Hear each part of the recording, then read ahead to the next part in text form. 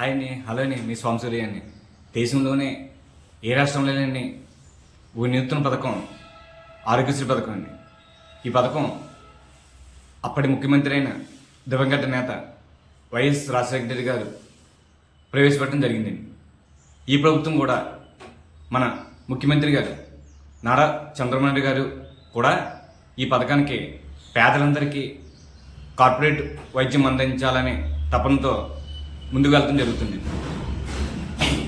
ఈ పథకం ద్వారా పేదలందరికీ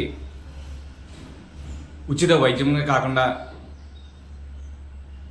మంచి చక్కటి హెల్త్ మన రాజమండ్రిలో బెస్ట్ హాస్పిటల్ వచ్చి జాబిలీ మల్టీ స్పెషాలిటీ హాస్పిటల్, రెండు RS neuro multi speciality hospital.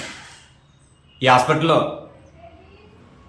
Aarogyasri కాకుండా ఈసీహెచ్, అలాగే కొటక్ హెల్త్ ఇన్సూరెన్స్, ఇతర అన్ని పథకాలు కూడా ఈ హాస్పిటల్లో చేయడం జరుగుతుంది.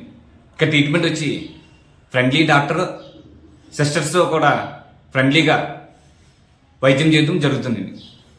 ఇది అందరూ సద్వినియోగం చేసుకోవాలని నా యొక్క అభిప్రాయం.